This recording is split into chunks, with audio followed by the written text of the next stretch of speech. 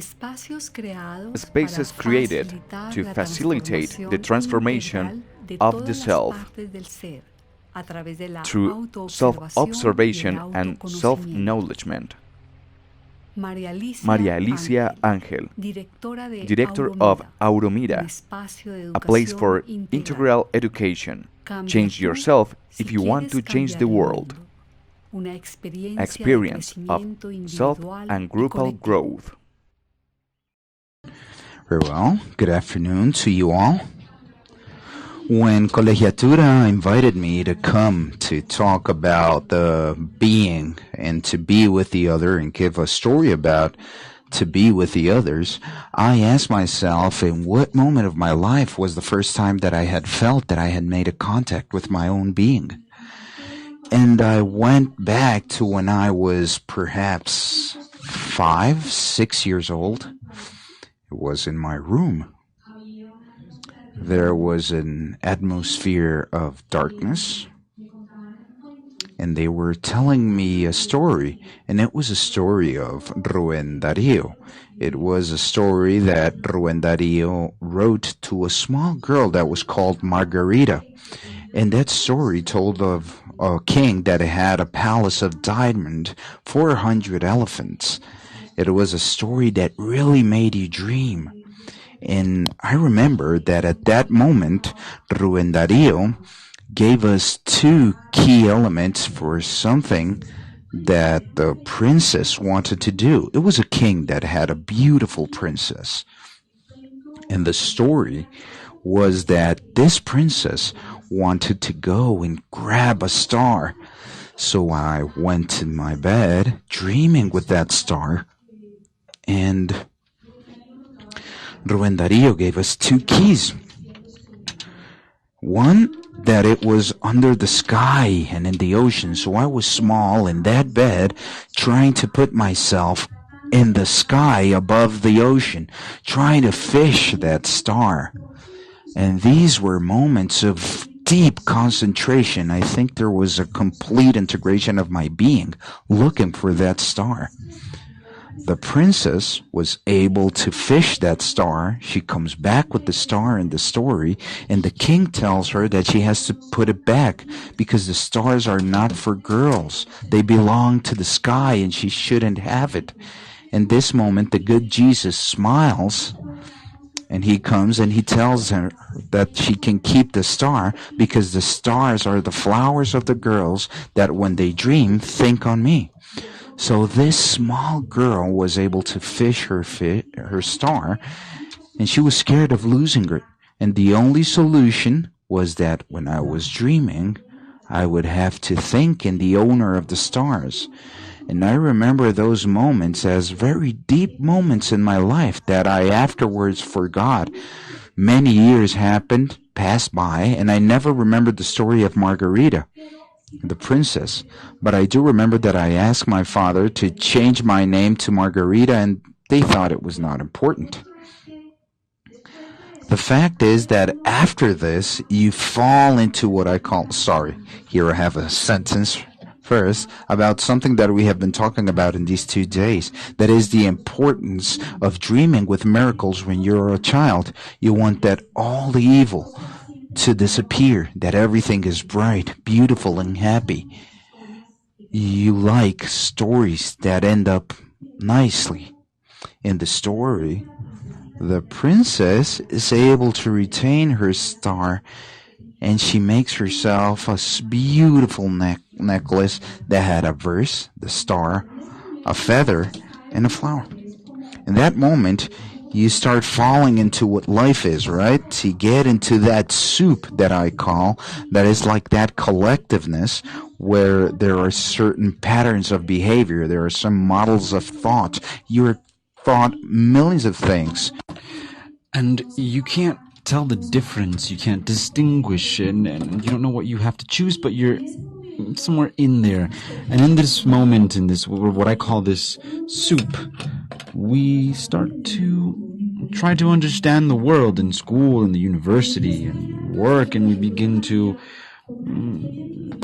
construct something like a small individuality. You start to try to decide if you agree with one thing or another, but what you build is also a personal ego that we're always constructing as we choose certain things yes and certain things no.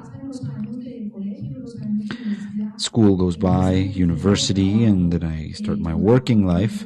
I worked like crazy. I studied graphic design, and in graphic design during those times in the 80s, it was much more manual, that required a lot of time, and I remember there was another important moment in my life, which was the moment in which I was stepping away from that soup. I was trying to construct an ego, a different way of thinking, which is difficult to dissemble later. But one day I was going to close the door of my house. I was in a hurry. I was running, and what happened? I left something. I closed the door and I forgot something. And at that moment, I said Control Z, which was back then. I used a Mac, which was a butterfly Z, and it was that moment. Despite the rush that I had, it's the control that we had to reverse a step on a computer when we've made a mistake. And when my head said to me Butterfly Z, I remember I sat at the stairs in my apartment and I said, no, something is not right. And so I sat down and I realized I'm becoming mechanical. Something is happening with my work. And coincidentally, some weeks later, a friend of mine writes to me. I had lived in Greece for some time. I'd worked there as a designer. And a friend who was my best friend from university in Athens, she said that she was getting married and I should go to her marriage. And so I went to her marriage in India. So I went on a trip, and there was a few days before the marriage, and I went for a few days to Rishikesh, and I began to search for something that I'd never had a religious inclination. I'd never meditated. I knew nothing of yoga, but I guess at the age of 15 we may have read some books. I was in Rampa, and we thought that very strange things happened in the Himalayas.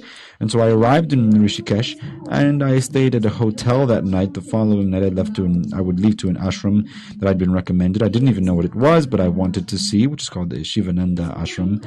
And at that moment I met Swami in the hotel, I guess just as a coincidence, and he says that he wants to take me to a very special place, that before leaving to Shivananda ashram he wants to show me a place. So we passed by Rishikesh, which this is a very famous river in that time. These pictures aren't from those times, but he takes me to this cave, which is a Vashista Gufa, where a wise man lived. His name was Vashista, and we entered this place. Again, it was Penumbra. This Swami Ramashandanandra, he asks, have you ever meditated? And so he said, sit down. This is a picture later on that we took years later. He said, sit, close your eyes, concentrate on your breathing. And at that moment, don't ask me what happened. I have no idea. I just know that I entered a space of non-time, in contact with a deep being within me that knew that what I felt was so complete. I remember I left that cave thinking I saw something real in my life. I know what truth is. It's something inexplicable. I returned to Colombia. I had this office, that graphic design office, and I had found something important, and I spent a year organizing things, so I didn't just throw them away. And I leave to India. I return to this little home where I lived with Swami Ramashandanandra. We lived on the second floor. This was a home in Shivpuri, 14 kilometers away from Rishikesh, between the cave and Rishikesh. And so in this house, the door on the left, the one that's open was my room, and we can see some of my clothes and the bed, which is a little mattress that you could fold. And in the other room was Swami, where the person we see cooking now. He was a great chef. He was from the south, and he's from the line of Swami Shinandra, and another Swami, his name is Vishnu Devananda. He taught me very important things because he never spoke of God. I wasn't prepared for that. He would speak of my mind. He would make me see that I couldn't manage my emotions, and there was a way for me to control my emotions and my mind. This was the place in which we would get up at about 4:30 a.m. and I would, from the lotus position, I felt like my legs were dying, and I would hear him repeating mantras in Sanskrit until about 6 a.m. And then we would do some yoga, some asanas, and then he would cook. He was a great cook, and we would take a bath in the Ganges every day, and it was also the water that we drank, and we would practice some pranayama, some breathing exercises. This is the place, this is where we lived, on these amazing beaches and these beautiful colors of the Ganges.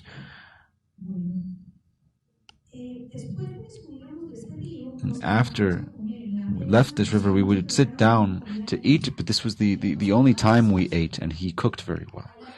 And so there's a little blue jar where we had the water from the Ganges, and I spent months there, but I began to feel that there was something within me that was still not complete. I began to feel, to have some experiences where I felt like there was something more than our minds or our bodies. It can't be explained. This has to be an experience. But you begin to feel that there's something more, that there's something in there that I still didn't know, and they were sacred spaces. And you make contact with it maybe only when you're young or just after living many things. And so I didn't want ritual spaces. I didn't want spaces for religion, because I am not of religion. I didn't want to be told what mantra I had to repeat or what I had to do. And so I began to have a more profound aspiration for a place or a space without limits. I didn't want to be told anything. I've always been very rebellious, and I didn't want to be told what I had to think or do. So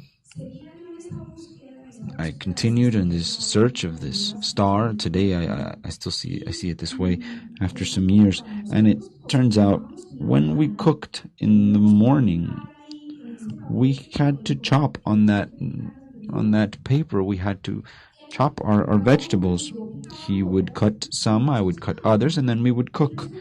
And it turns out that newspaper would get wet, and you would dry it. The next day you would use it again, and maybe someday we use a new one. And one day I was given a new one, and it turned out that it was in a newspaper in English, a slightly old newspaper from some months before. And on that newspaper there was an announcement that a city in the south of India had turned 25 years old. We're talking about the place where Dipti lives in OtherWorld. I knew nothing of this, and I just read this article, and I continued in my life with Swami. This is a picture in OtherWorld, the city that it spoke of. This is a New Year's very beautiful celebration they carry out there. And this is a beautiful place in OtherWorld, which is the meditation room. This is a place that's absolutely incredible, with these columns that measure, I don't know how many meters, that they don't hold the roof. It's 12 columns in a white space with this crystal that was done with a Hasselblad. It's the largest crystal in the world, I believe. It's a place of silence and meditation there in OtherWorld. I returned to Rishikesh. I was in Rishikesh in an event that was being done. This is a naturopathy event, I believe. And in this Congress, I'm approached by a Swami, and I'm told that he tells me that he has a place. It turns out it was based on the same philosophy as OtherWorld, and he tells me that he asked, why don't I visit? I arrived there one day, and I remember the moment in which they opened this door. I can still hear the sound.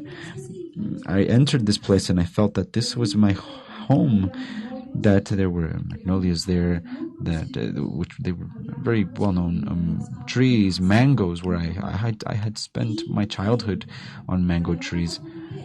And there was something very beautiful. It was a place where there were no dogmas, where you could carry out your path as you wished. You choose how you meditate. If you believe or not, if you're an atheist or a Buddhist, or if you have a master, it's a space that receives everyone in their diversity, and so I felt at home. And I went to live there.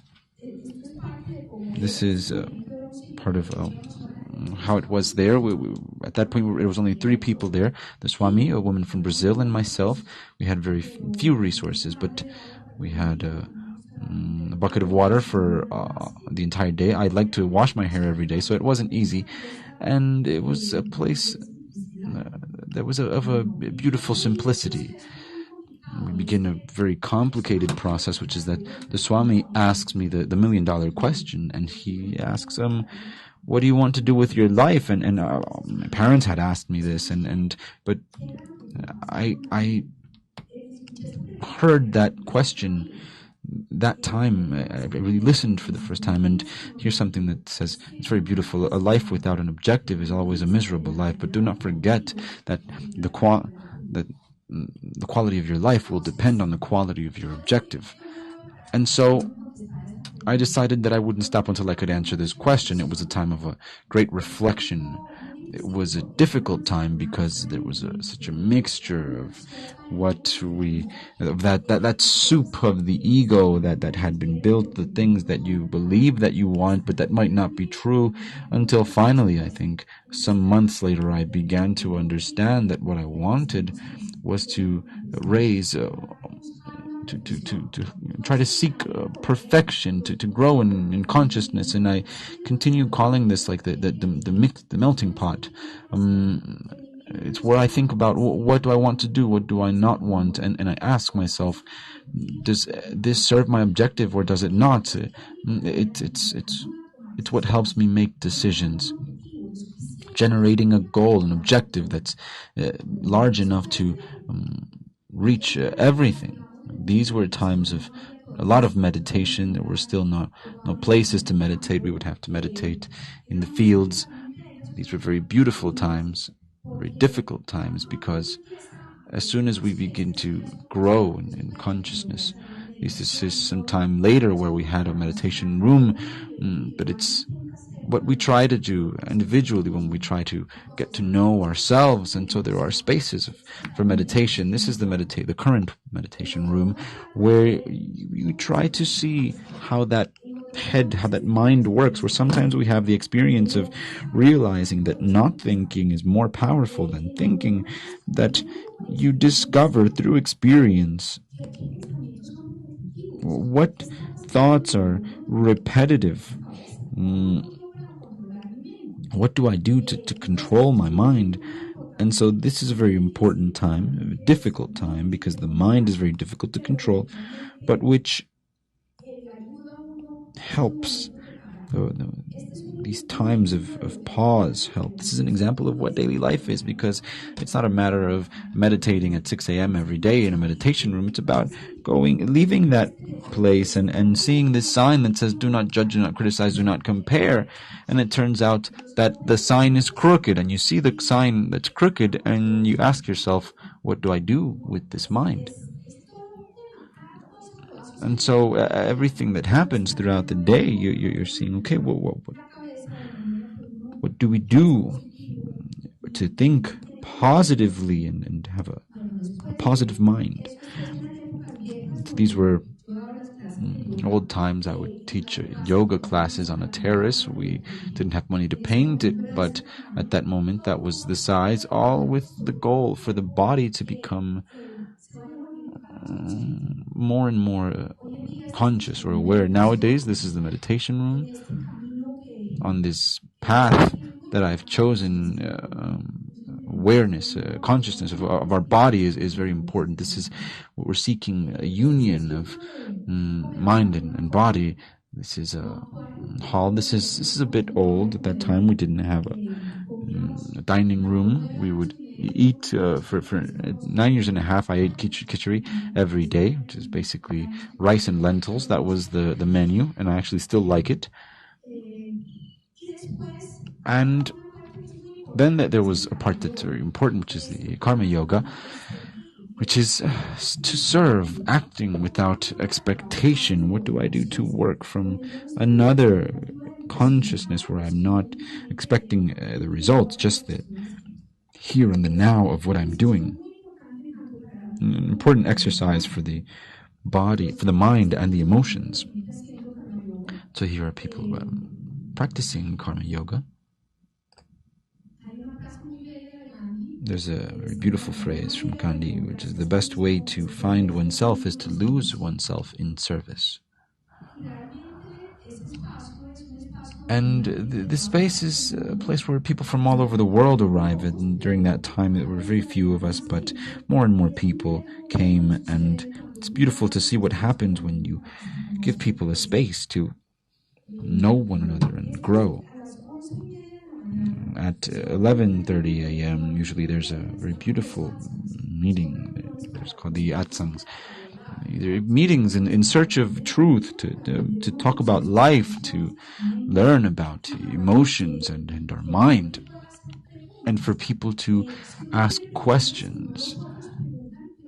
If you want to ask, you can ask, but it's beautiful to see that maybe someone's question, that you hadn't even thought of those questions, and so we all grow in these spaces where we ask ourselves things.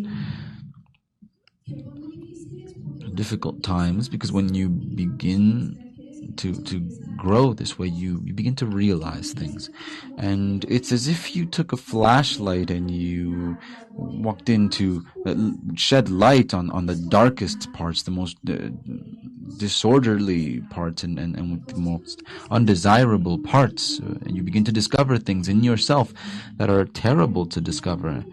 And there are difficult days, there are moments that are really difficult, but you do feel that if you aspire to that perfection, you need to clean your house. And it has to be done, but it's not easy to do this inner work. I want to be clear that this is not a religion. This is a growth of your own consciousness. Life is a process of evolution where consciousness evolves, and then matter can evolve. And first, there was some matter that took years to appear. After millions of years, we see the appearance of a consciousness that allows that matter to turn into plants and then reproduce. And after many years, another one appears that allows the mind to appear, for animals to appear, and then for the mind to appear in man. And so this evolution of consciousness says that man is not the final result of evolution, that this evolution continues, and that we are a very imperfect product for nature to be happy with us. And so this continues forward, and we are now at a point in evolution in which we can participate, we can decide for our evolution to be faster, because nature is doing it, whether consciously or not. It continues this process, but at this point I can try to be a better person. And so these are times of a lot of inner work. This is a phrase from Swami Ramdev: live in the world, but do not allow the world to live in you. This is the exercise of how do I act from my center and from my being. How do I see the world, act in the world, but without allowing it to enter me and remove me from my center.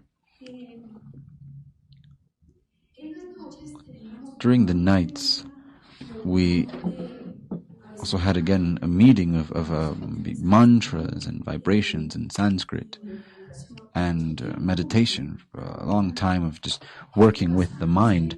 All of this based on the idea that this being that we are has an external being, which is where we normally are, where we're constantly using to relate to the world, but there's an inner being where we have the physical part, which is a part of our habits, but it is also an excellent instrument when there is a higher consciousness acting over it. The vital, which is where we have our ambitions, our life force, our self-realization. It is an absolutely marvelous power if it is well directed. And so if that touch of the soul is able to reach the vital, or the vital, it can become something marvelous. And the mind, which is usually full of ideas and notions and concepts. But since there are higher levels of the mind, it's not always the usual mind that we have, but it's also, there are superior minds, and there are intuitive minds, and there are enlightened minds. And we as human beings are constantly rising and falling through those levels. And when we reach what we call the soul in some traditions, the Sikhi, or which is my singular manifestation of divinity, when that begins to act on the other parts of the being, you can turn the mind into a perfect instrument. You control the mind. So it was 9 years and a half that I spent there, of light and shadows, always finding things, cleaning things, and still we continue cleaning things. This is never ending, but it was a time of much purpose and of observing oneself and seeing oneself within a collective with the people who arrive in this place. Before finishing this phase, I want to tell you a story. One day Swamiji said that he wanted to make a dispensary for people of low resources of the area, and we also didn't have resources, and so he gathered some containers and some medicine and a table, and he put them there. He put a lock on it, and that was the dispensary. And said, Swamiji, well, we have to find a doctor. And he said, no, he will arrive. Some weeks passed by, and Swami, we have to find a doctor. Some Colombians arrived, and they left a donation. I managed Swamiji's money. I put the donation in an envelope for the dispensary, and on the 24th of December, I remember a man arrived on a bicycle saying he was a doctor, if he could have the job. Swami immediately took the key, gave him the key to the lock. The man opened. They agreed on a salary. I had his first salary in the envelope. It was perfect. The second month begins. We didn't have money to pay him. And so the day we had to pay him, I almost died. I left from this part of the picture was where I lived. And I went out walking furious with what we could call divinity or higher conscience or whatever we could call it, but I was furious, saying it's not fair that we're here working so hard and we don't have enough to pay the 3,000 rupees for the doctor. And at the moment when I left, furious, fighting, arguing with divinity, to cross to the right, the house of Swamiji, from the tunnel of light from the bottom, I saw a woman from India with the beauty that Deepti has, with those the garments they wear, which are so gorgeous, and she comes into the ashram in the wrong way because this isn't the entrance that she should be using, and so she approaches, but the scene was so beautiful that I began to calm down. And so she approaches and she says, I'm sorry, I don't know if I used the wrong entrance. Really, I came through the fence. I didn't know where the door was. And I was quiet. And she says, we're staying in the military location, and my father saw a dispensary, and he sends this donation. She gives me an envelope, and I felt I could die. I didn't know where to put my face, and how am I so disrespectful? And so I accompanied her. I said, I have to leave. I can't have tea. She leaves, and there was the salary for the doctor. And like this one, there are thousands of stories, because ever since, my life has been based on trust and faith. If you do the things that you feel you must do, the resources will appear, the means will appear to do things. It's as if something was containing you and protecting you to help you do things. After this was 9.5 years, I returned to Colombia. I would come with a certain frequency to Colombia, and at some point, Swami, who was also coming, I arrived in Colombia. We rented this house, 6 people. This was a house for people of many different disciplines, and we had obtained this land. This is Auromira, and all we had was the money for the land, and a very beautiful lot where we can see Villa de Leyva there on one of the sides, and on this side we see the mountain. And we made an inauguration ceremony to put down the first rock of what we wanted to be the soul of this place, which was the meditation hall. At that moment we didn't have the resources, but they began to arrive, because at some point I'd also been through the experience of when Swami began to build the meditation room. Since I managed his money, I told him, look, we have $1,000. How will we start such a hall with $1,000? And he said, Maria, what's happening? We'll tell the workers not to come tomorrow if we run out of money. The money never ran out. Auromira is the same experience. There were a moment when we went into panic, because we had decided to build this small house, which is a house for the House of Flowers, and we were running out of money. And at that moment, when we lock ourselves up and get fearful, the world does the same thing. But then when we react and we say, no, let's have faith again, 15 minutes later, and this is a true story, we got a call from a man in Cali who didn't know us to say, look, I know that I found out you have a beautiful program. Give me a number for an account. I'm going to deposit. And this is the roof. This is the pre-inauguration, full of flowers for our meditation hall. This is when we were able to inaugurate those rooms. This is our meditation room. It's a room where everyone meditates how they want, or they pray, or do what they want. All that we share is a space for silence. There are Catholics, Buddhists, atheists who arrive there. We do not ask. We have no idea. All we want is for people to share spaces of silence, to observe themselves and grow. It's important, both the individual work as well as the collective work. And what do we offer in Auromira? Spaces for growth of consciousness. We don't have techniques of Hatha Yoga or Vinyasa or Tai Chi.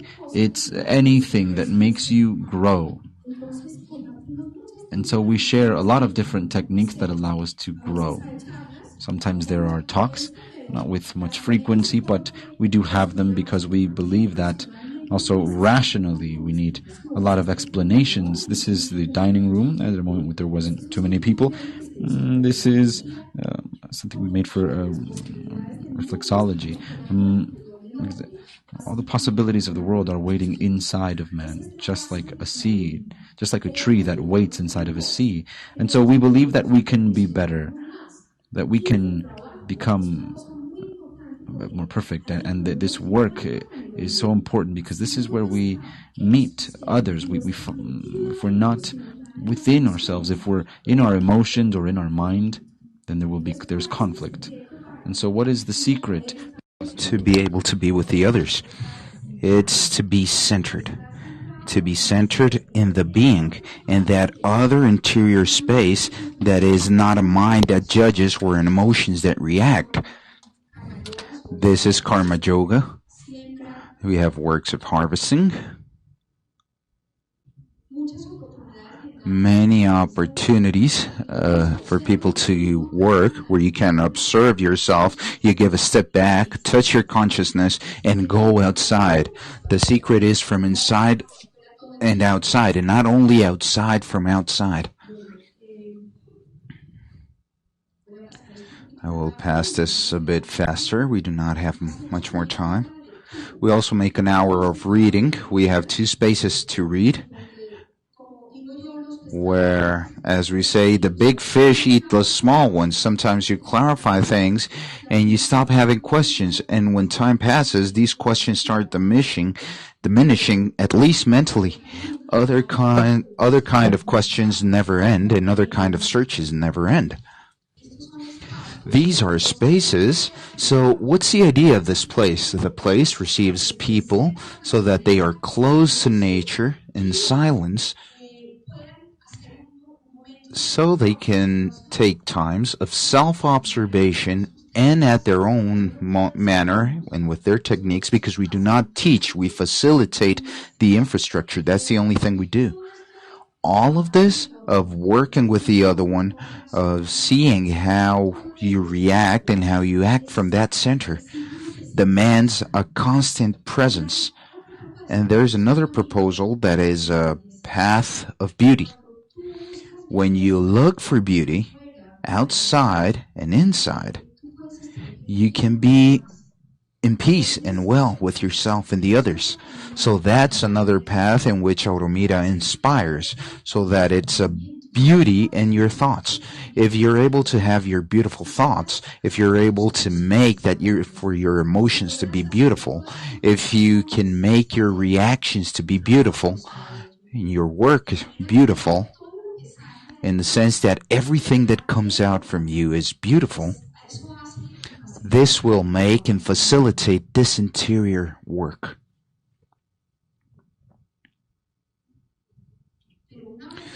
But a true community can only exist based on the interior realization of each one of its members.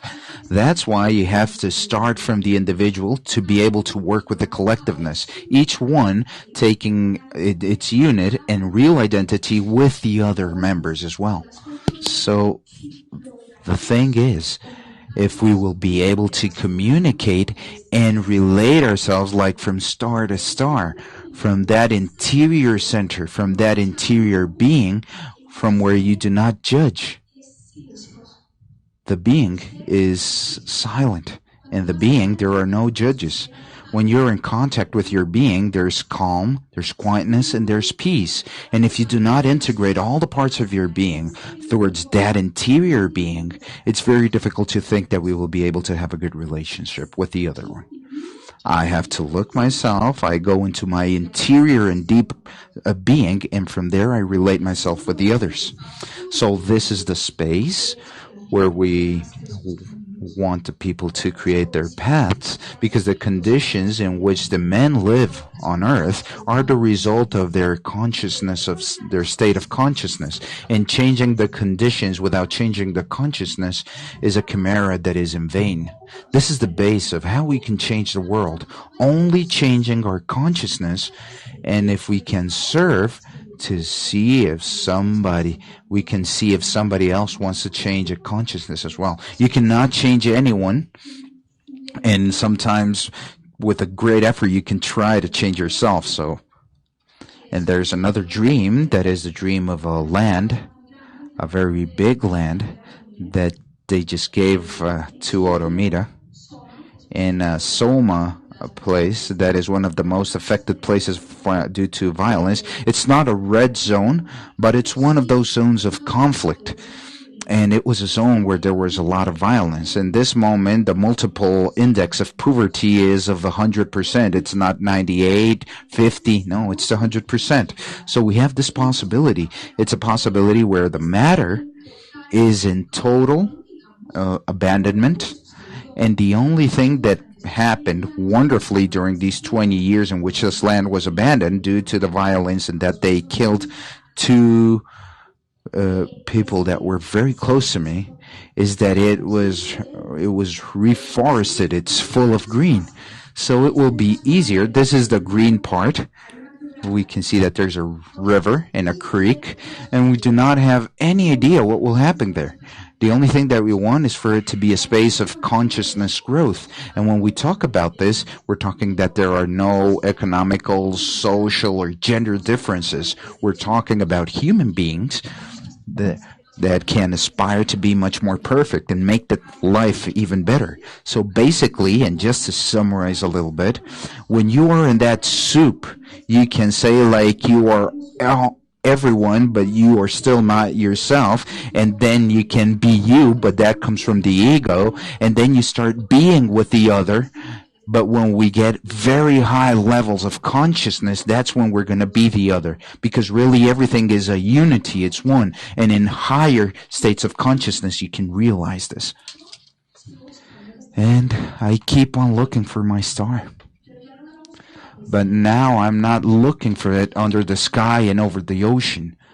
I'm looking the sky over the earth. It's here. And every day, in each one of those things that each one of us do. Auromira is a place where people go, recharge themselves, and go back to the world to be able to be the dad that they have to be, the professor, the worker, the mother. It's not to generate, monasteries. It's generating spaces of silence because we still need them to be able to do our personal growth. Thank you very much.